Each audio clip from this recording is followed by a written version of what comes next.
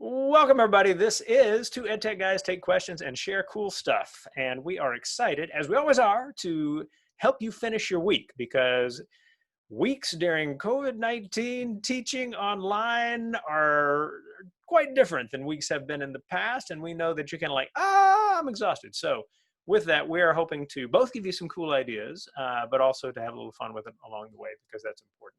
So thank you for joining us. We appreciate very much that you would take time to listen to to us drivel on about possibilities with tech. All right, but special thanks go out to all of the people at the Krause Center for Innovation at Foothill College and the Merit 20 crowd. Awesome, good to have you a part of it. We would like to say hello to you as well, as in who we are, because you may be joining us for the first time saying, who are these people? So Richard, get us started. Who are you? I'm Richard, and you probably know me from freetechforteachers.com or one of my other online presences. But in real life, I am a dad to two little girls, and I teach high school computer science, which I actually just posted final grade reports for about 10 minutes ago. And prior to that, I spent about 7 years on the road teaching, helping schools all over the world learn how to use technology and integrate technology. And before that, I taught social studies for about a decade. Before that, I did some corporate training at FedEx and made boxes go away really fast. A skill that has been in demand of late, for sure. My name is Rushton. I am a former high school teacher of Japanese language, a former middle school teacher of video production, and a former principal of a K-12 school, and then a former principal of an online high school, way back in the early O's, right? And so that all of this stuff has informed my work as a guy who runs a nonprofit, because my nonprofit, Next Vista for Learning, is a free library of videos by and for teachers and students everywhere, free to use, free to contribute to, free to download from, all for a student audience, all screen content. It's my own little attempt to save the world from ignorance, one creative video at a time.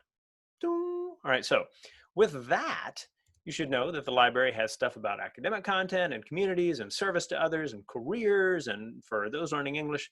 So if you have any questions about any of that, just stay in touch. You're gonna get an email from me, because having registered for this webinar, you'll get a note later today, at least US Pacific time, that says, okay, the recording is now on our site on this page, and here's where you can get to these slides, and here's where you can get to the links that we mentioned throughout.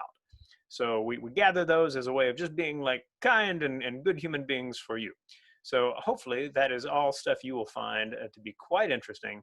And as always, if after you get that email, you think of a question you'd like answered in a future week's episode, you are welcome to do so. You should know that we are going to go on a bit of a break from Two EdTech Guys. We'll be jumping back in again in August. But between now and then, I'll still be doing programs for activities across grade levels on Thursday afternoons, and we'll do some extra ones as well. Some deep dive on how to make certain kinds of things work for people who will be starting online instruction with their students in the fall, because it's one thing to switch to online instruction when you've already established rapport with your students in person. Is another thing to be like, all right, here are my new students across the screen, since that will probably be what a lot of us face, either through hybrid or through fully online, depending on depending on what the pandemic allows. So there we go. So let's start with our quick shares, because we always promise to share cool stuff. We will deliver every week, and we're going to see some cool stuff now from Richard. Talk to us. So this is a cool thing from the National Zoo. And I told you I'm a dad to two little girls, a 3-year-old and 2-year-old. We have a book at home called On the Loose in Washington, D.C. And the premise of the book is that it's kind of like Where's Waldo? You have to find all these little animals that escape from the zoo, and my daughters love it. But at the front of the book, there was a reminder to go to the National Zoo's website. So I did, and I found this. Tons of at-home activities you can do with your kids or share with parents who are looking for things to do with their kids at home, all related to all kinds of animals that are at the National Zoo. There's stuff from pre-K all the way through high school. There's even a full middle school curriculum you'll find on there for doing remote activities. Absolutely great site. And if you're just looking for something real simple to do, maybe it's a rainy day where you are and your kids are going nuts. There's some great webcams of pandas and lions and other cool stuff around the zoo. So check out the Smithsonian National Zoo's at-home activities. Great stuff. There's 16 different activities they have listed in there. But saying 16 is a bit of a lie because within all those 16, there's even more stuff you can do. So check it all out. Really cool. Very, very cool. Richard earlier noted that he is the father of 2 daughters. I am the father of 2 felines. My wife and I have cats, and we come home at the end of the day, well, pre-COVID, right? Having worked with students, and it's just us and the cats, and it's all right. Just saying. All right. So for us, let's see. What is my quick share? My quick share is a big one because thinking about going into the summer. I wanted something big. Matter of fact, great big. And what it was is Great Big Story. And Great Big Story this is one of those things where if you know about it, you're like, oh yeah, I've been a fan for years. If you don't, you're like, wait, what? Great Big Story puts together these short videos, very, very well done, that are these kind of amazing stories that you tend not to hear in other places, kind of traditional media or whatever, right? And the stories can be inspiring, thoughtful, and the one I picked out as an example for this, right, is the story of Magic Wheelchair. Now, oh my God, if you have just been down about something else, you're just like, I need to be reminded of the good in the world. Oh, this is a story for you. All right, so the story of Magic Wheelchair is this guy, right, who's like a night shift nurse. And he's got kids who have a condition such that they're in wheelchairs. And the thing is that when you get to when you get to Halloween, right, kids want to dress up, right, because it's Halloween, of course, right? Well, if you're in a wheelchair, that kind of complicates things unless he decided you incorporate the wheelchair into the costume. So oh my God, the cool things that this guy and others have done to create these wonderful, wonderful costumes for kids who are in wheelchairs, whether it's, the little girl who's Wonder Woman in the invisible plane, which is made out of these plastic pieces, right? Or, whether it's, his son who was a pirate and the pirate ship was built around just, the kids go on, the kids essentially become the star of the show. And it's something really, really beautiful. And so, as I wore my Magic Wheelchair shirt, there you go, right there, Magic Wheelchair, like just to celebrate them. I'll get the link specifically to that video in the chat because it is a beautiful, beautiful story. And there's loads and loads of good stuff with Great Big Story. If what you do over the summer is essentially binge on Great Big Stories, you're going to have a lot of really strong short videos you can use as prompts this coming fall. And given how much is likely to be online, not a bad thing. So that would be my my share there as well. Oh, and Richard, you snagged that particular one. You put it in. Oh yeah, I'm on it. That's what friends do for each other. That's awesome. Okay, cool. Well, that brings us to the questions, right? And we've had some very good questions this week. And so what I think I'll do is kind of do my shift to stop share, so that we're kind of back down here, ready to kind of deal with questions that have come in. And as we always do, I'd like to hand it over to Richard to start reading them off so that we can begin sharing hopefully helpful thoughts with you. So Richard, get us going. All right. So we'll start with the question that came from Richard, but not me, another Richard. Do you have any advice on creating doodle videos from images for lessons? And I would suggest, or I like Animaker. Animaker, you'll find it at animaker.com. You can create a little classroom account for free with up to 25 kids in it. And it's drag and drop animations that you can put into little videos. You drag the animations onto slides and it makes a little animated video for you. So that's kind of neat.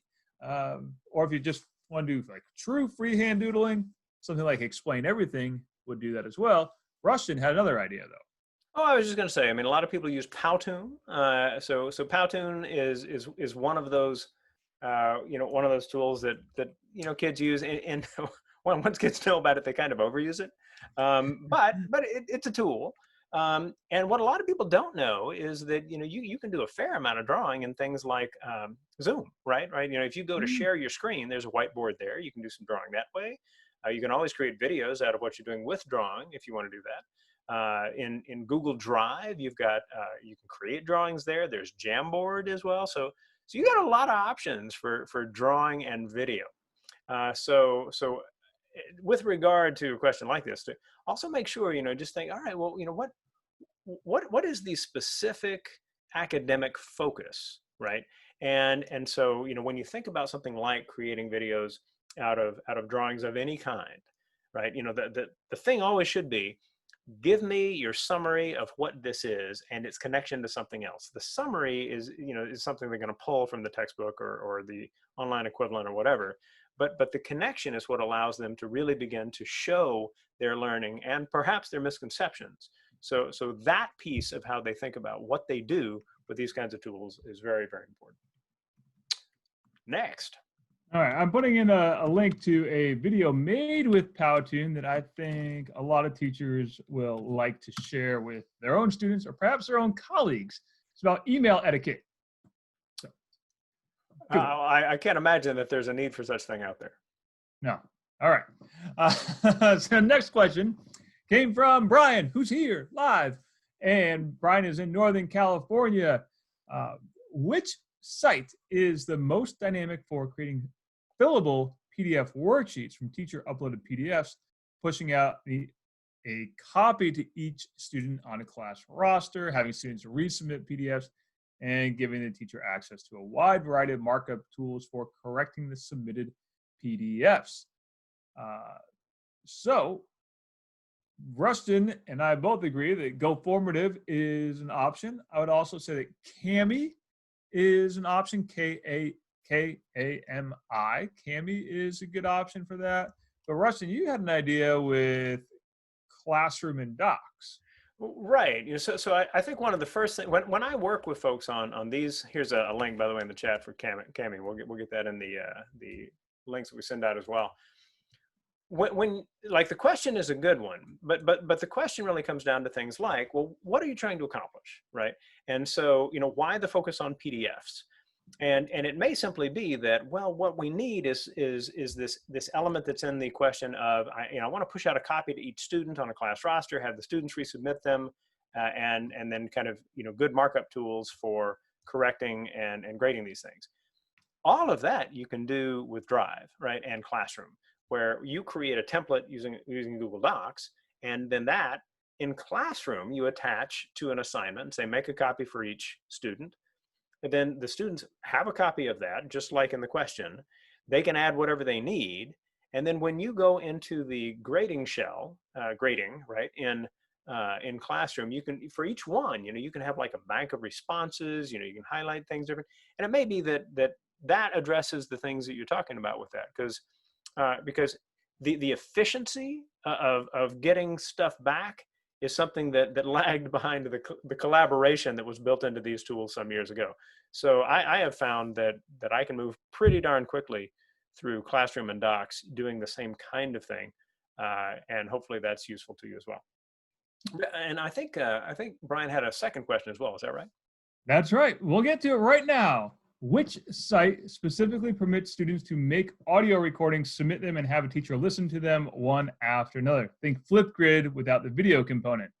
Additionally, the MP3s would be accessible by URL, embedding code or download.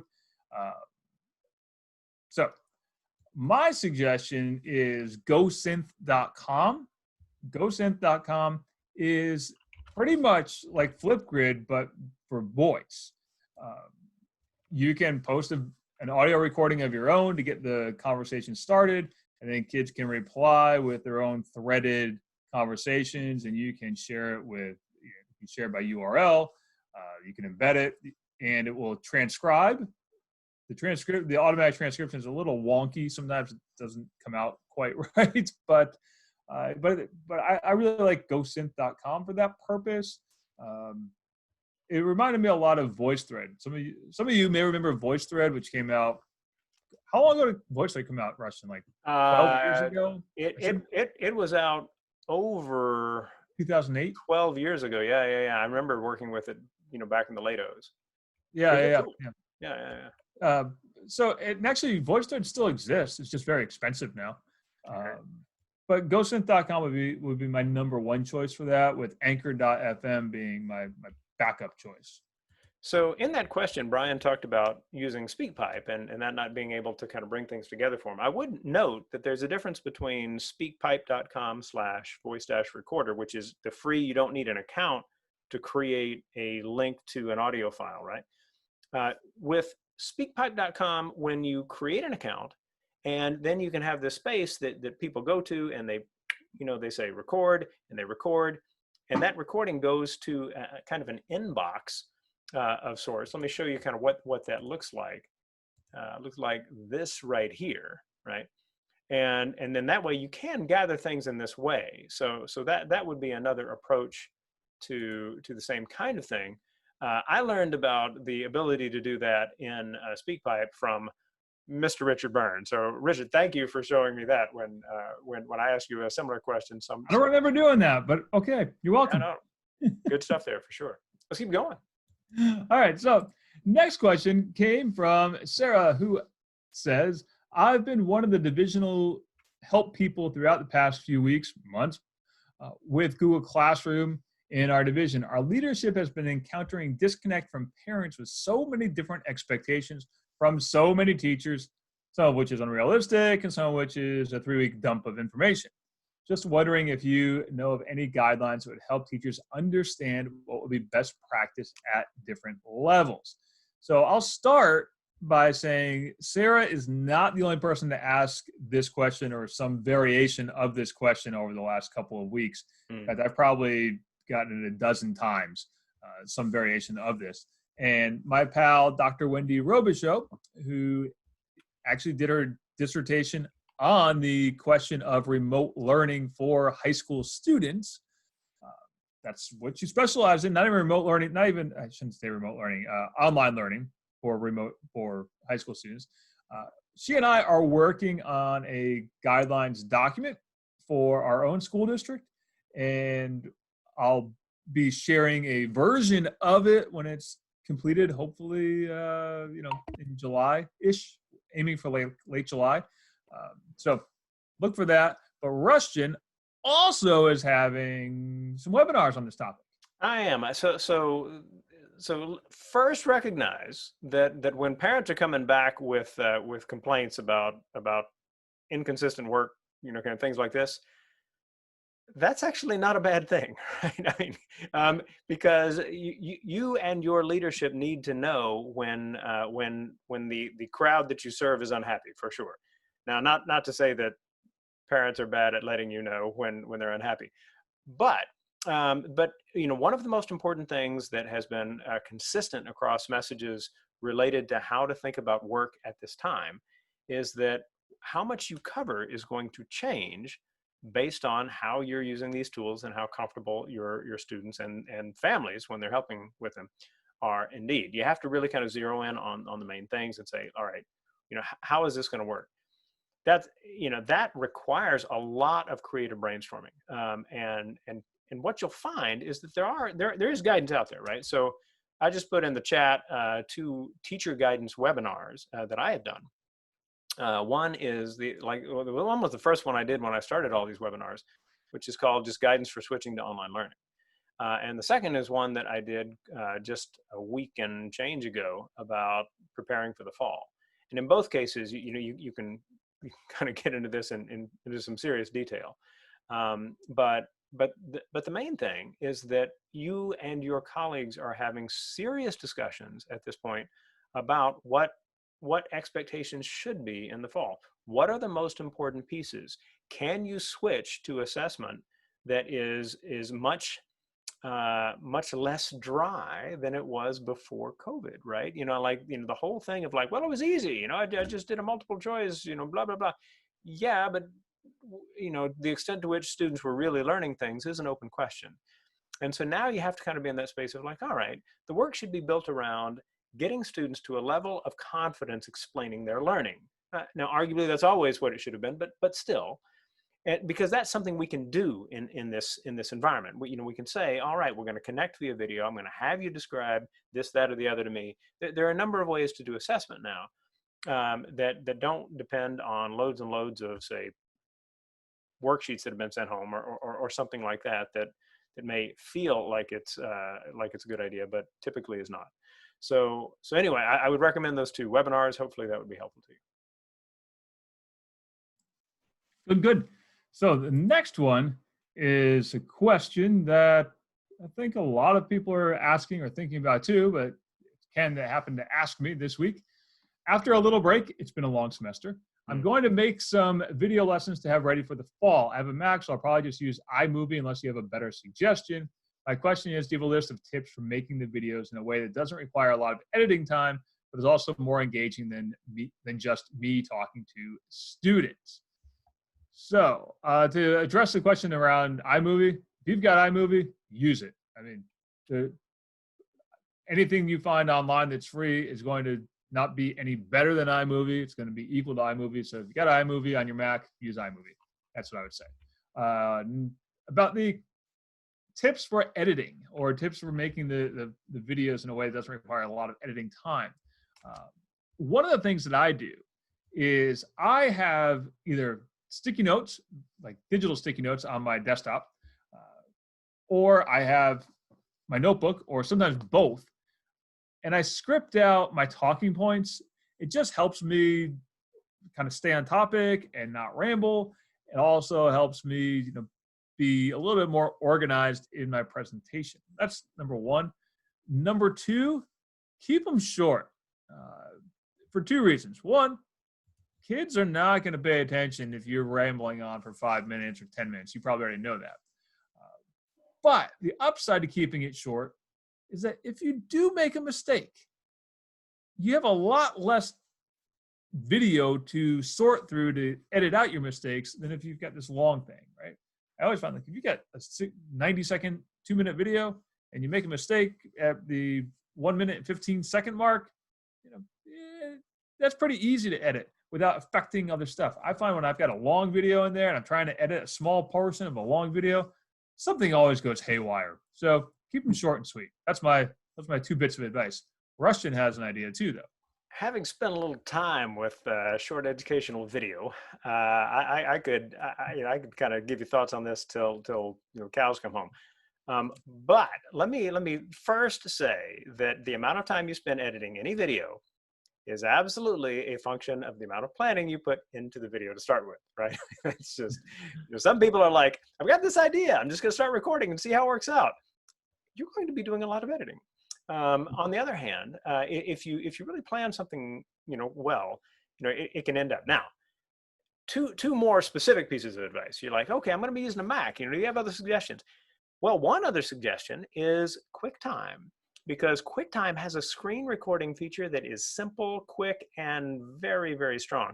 And so what you can do is you can say, all right, in the same way you'd use Screencast-O-Matic or Screencastify or even Zoom, you can say, all right, well, what we're going to do is I'm going to have these slides up and I'm going to shape the screen, the screencast thing for just the slide, make my way through that, and blah, blah, blah. There are a lot of different ways to make a video. All right. And so one of the things that you should know, by the way, is that next Thursday, all right, Thursday at 2 p.m. Pacific, 5 p.m. Eastern. All right. We're doing another activities across grade levels, and the topic will be simple video editing. Ding. How good is that? So be thinking about joining that, because we're going to talk about that in several ways. All of the stuff Richard said is really, really good as well. I mean, with regard to, look, keep it short, keep it short, keep it short. You'll have teachers who are like, oh, I can't keep it short. There are these 4 things that I have to cover. 4 different videos, right? Make a set, it's fine. I'd also say that if you haven't tried it before, using almost any recording tool, by the way, do this. Do kind of TikTok style video or something like that, where what you do is, you've got something to say, and you've got like this stuff written out.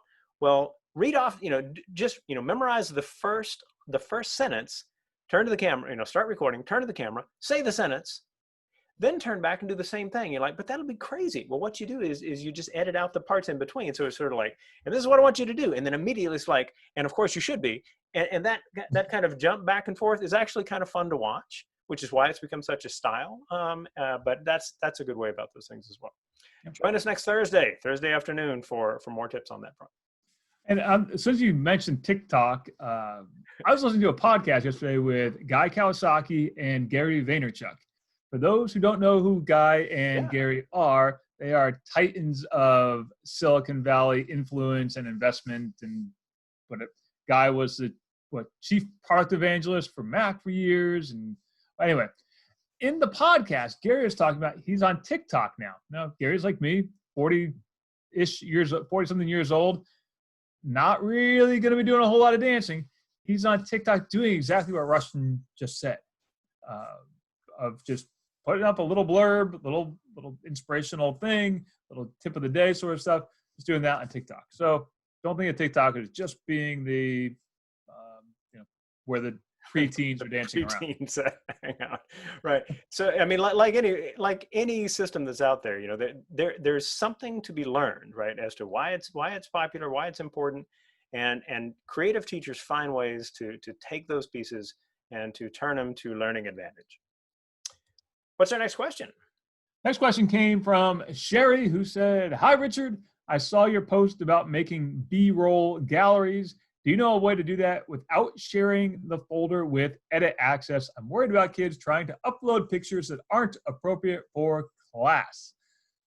Well, a couple of things here.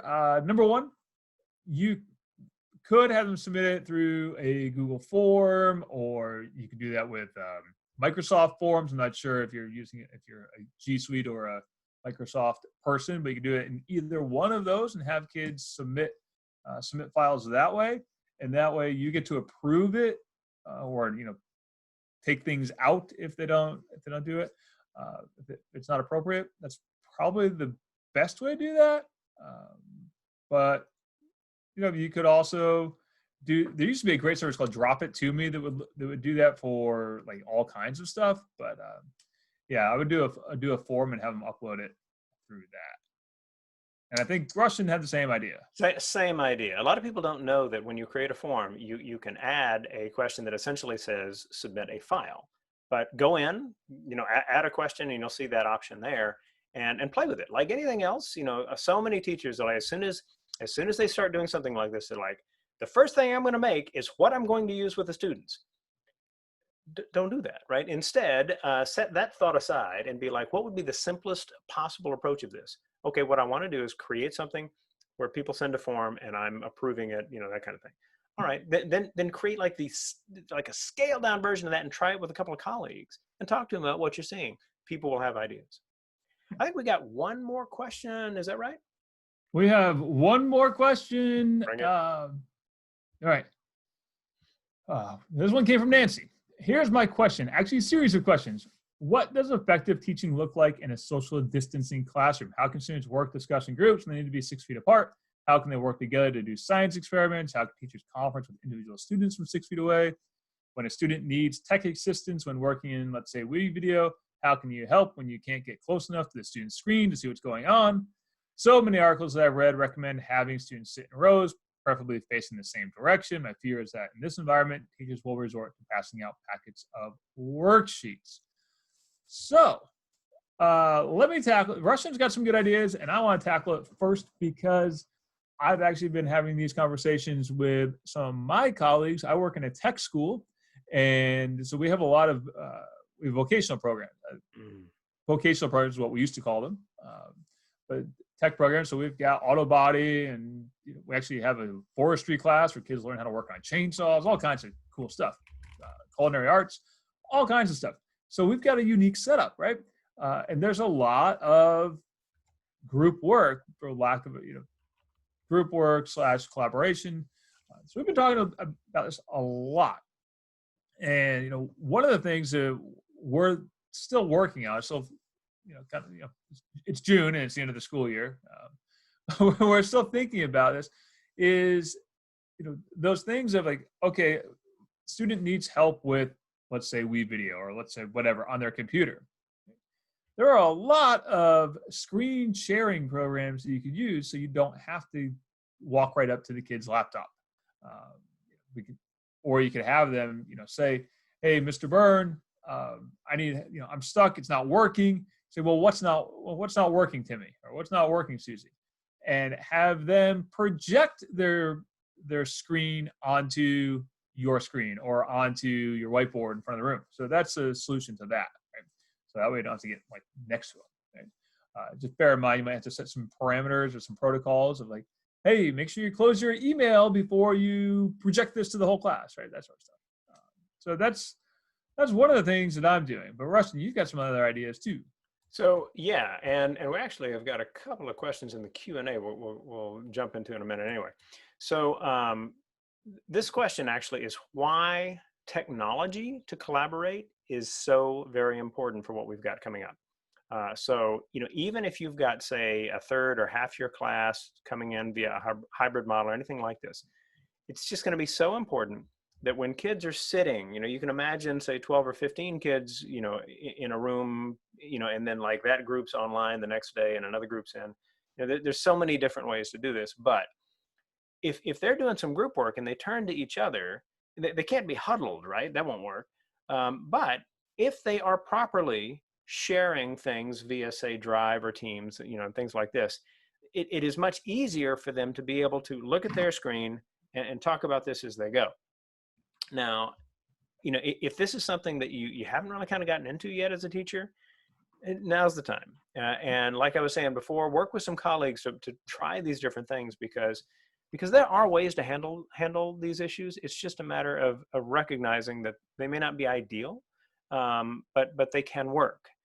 So make sure you are completely, kind of in motion with regard to how you do collaboration, so that kids who have something up on their screen, they can say, well, here's what I'm looking at, this kind of thing. Even with something like Zoom, it's possible to actually take over somebody else's screen if they give you permission to do it. So that could be one way to address some tech issues as well. You certainly don't want kids working off of, say, one computer and everybody touching the keyboard. That so even if somebody points out something and steps away and then another kid steps forward, touching the keyboard, it's a bit of a mess as well. So making sure you are finding that kind of possibility is really, really important. Mamta notes that we have polling in Zoom, which is another way for kids to kind of showcase what they're doing. Great comment on that one as well. So there are approaches to doing it. Just make sure you're using those collaborative tools to get into it. So although we have gone over our 30 minutes, let's see if we have kind of quick answers of some of the other things, since we got a break coming up. Any preference or site for conducting summative assessment or test or exams where students write exam maybe under virtual proctoring, but able to follow academic honesty? Understand that any kind of traditional assessment that requires someone, standing over someone else, right, is not going to work outside of complete honesty in this kind of tech environment. It's just not.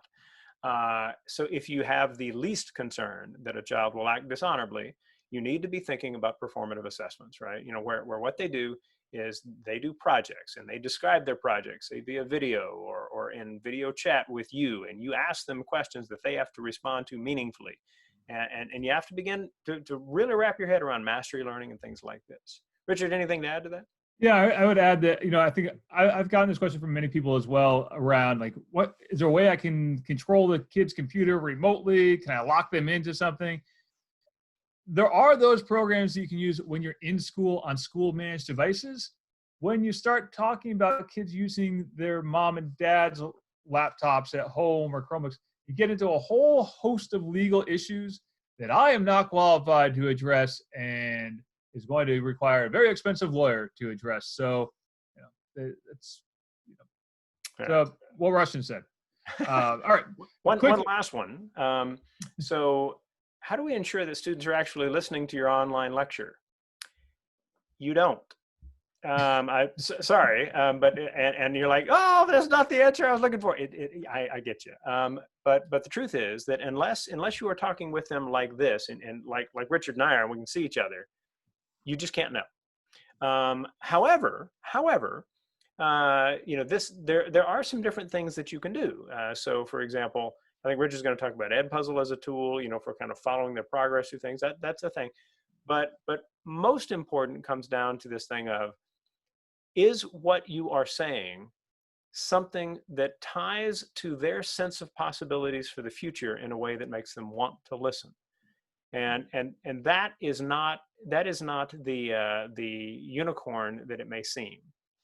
In truth, lots of teachers are finding ways to do this, and often they do it via really open discussions with their students about how to bring their interests into some kind of connected possibility with the things that are being assigned.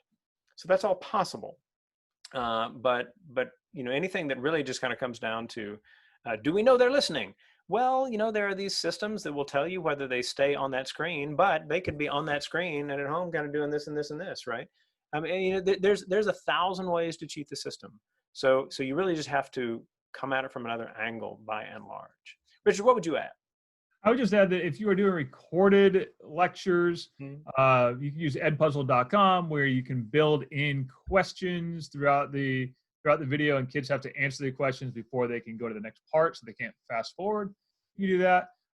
I'd also take a look at who some of the popular teachers or instructors are on YouTube, like Tom Ritchie and Keith Hughes come to mind.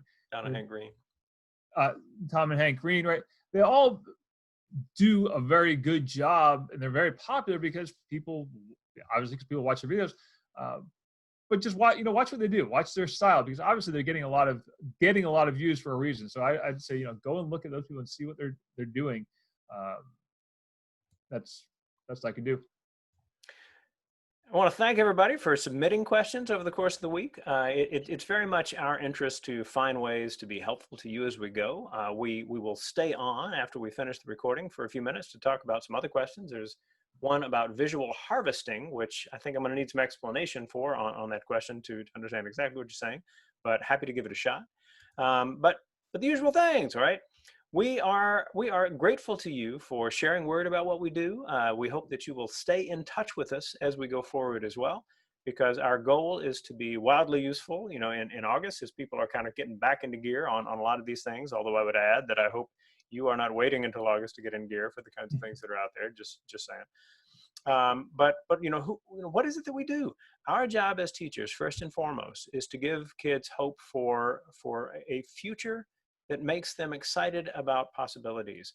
And to do that, we have to first care for them, care for their learning. We do that by caring for ourselves. And we get ideas from others, and we engage in kind of creative collaboration about, what does this mean? Let's explore this. What do we think it could be valuable for? Those kinds of things make a difference for, not just for our students and their learning, but for how we see ourselves personally and professionally. And I hope you will give that plenty of attention this summer. I hope you'll also take a look at my newsletter. We'll get that link in everything that's sent to you as well. And you can go and check out the June one just to see what you think. And if you're like, wow, that's good stuff, then sign up. It's all free. You're so nice. Happy to help. All right, so that's there. I've got a blog at Inspiring Improvement, to which I post things on occasion. And hopefully that is of value to you. I've written some books about improving your teaching, improving your school, and improving leadership through technology. And if you and your colleagues decide, okay, we're gonna do kind of book study with that, would you join us for a few minutes to talk about it? Sure. What does that cost? Nothing. You bought some books. Happy to help out. Wow. All right. So happy to help there as well. Richard, talk to us. So this summer, I'm doing the Practical EdTech virtual summer camp. The June session is sold out, but there are still some seats available for July. 10 webinars covering all manner of cool EdTech things. And if you don't have time for that, you can sign up for my weekly newsletter. It comes out on Sunday night. And when you sign up, you get a copy of the Practical EdTech Handbook, a 50-page PDF full of my favorite tips, tricks, and tools that you can download and collect and trade and give to your friends. Oh, and if you want to follow me on the internet, go to YouTube. I have all kinds of videos on all kinds of cool things and some not so cool things. And you can always email me or send me a message on Twitter. That's it. My name is Rushton. I hope that I will be hearing from you. You can email me. I answer every email I get eventually. So feel free to do that. And then you can also find out about the different webinars that we have. We've got hours and hours and hours of recording of kind of cool ideas that Richard and I have put together, that Susan and I have done through activities across grade levels, through guidance videos as well. So give those a look, send questions at nextvista.org/contact, and we're happy to share those thoughts with you. So what we will do is we will finish up what we are doing at the moment. And in doing so, we will just stop and start working with all of these folks who have joined us live, because that's good fun as well. But if you have joined us via the recording, we hope you've learned something cool, that you have a good summer ahead of you, and that you've got a chance to breathe as things wind down. We look forward to seeing you again soon.